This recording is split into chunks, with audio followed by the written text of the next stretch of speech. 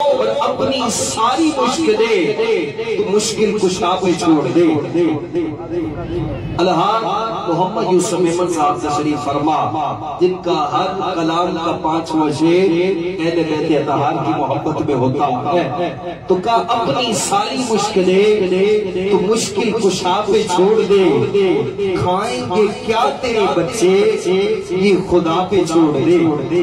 اپنی ساری مشکلیں تو مشکل کشا پہ چھوڑ دے۔ کون علی؟ ہم نے کہا علی جمال دو عالم، علی امام زمن، علی وقار دل و جان، علی بہار چمن، علی عروج فصاحت، علی کمال سخن، علی علم کے اندھیروں میں حق کی پہلی کرن، اور علی ولی سے نہ الجھو خدا کے لیے، علی تو قوت بازو ہے مصطفیٰ کے لیے، علی تو قوت بازو ہے مصطفیٰ کے لیے۔ تو کہا کوئی مانے علی تب بھی علی ہے، کوئی نہ مانے علی تب بھی علی ہے، علی کسی کے ماننے سے بڑھتا نہیں، علی کسی کے نہ ماننے سے گھٹتا نہیں۔ لیکن سن لو دنیا علی کو چھوڑ دے، علی کا جاتا کچھ نہیں، دنیا علی کو چھوڑ دے، علی کا جاتا کچھ نہیں، پر جسے علی چھوڑ دے اس کا رہتا کچھ نہیں، جسے علی چھوڑ دے اس کا رہتا کچھ نہیں۔ الحاج محمد یوسف احمد جہاں بھی بارگاہ سرور کون و مقام میں، بارگاہ اہل بیت میں، بارگاہ مولا کائنات میں حاضری پیش کرتے ہیں، رنگ دوالا ہو جاتا ہے۔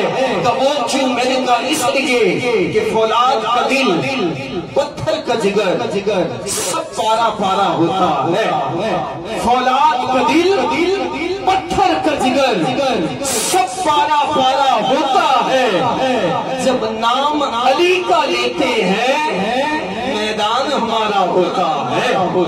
تو اپنی ساری مشکلیں تو مشکل کشا پہ چھوڑ دے، کھائیں گے کیا تیرے بچے یہ خدا پہ چھوڑ دے، اور اپنی بخشش کے لیے تو سوچنے والا ہے کون؟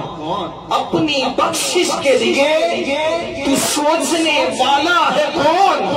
ارے مصطفیٰ کا کام ہے تو مصطفیٰ پہ چھوڑ دے، مصطفیٰ کا کام ہے کہ اٹھا لو جام اللہ، جو ہوگا دیکھا جائے گا، تو پی لے پڑھ کے بسم اللہ، جو ہوگا دیکھا جائے گا۔ اور کوئی پوچھے کہ محشر میں جنت کون بانٹے گا، تو کہہ دینا رسول اللہ، جو ہوگا دیکھا جائے گا۔ تو اپنی بخشش کے لیے تو سوچنے والا ہے کون؟ مصطفیٰ کا کام ہے تو مصطفیٰ پہ چھوڑ دے کہ نصیب تم کے سوا کون ہے رسول ایسا جو بخشوانے پہ آئے تو بخشوا کے چلے۔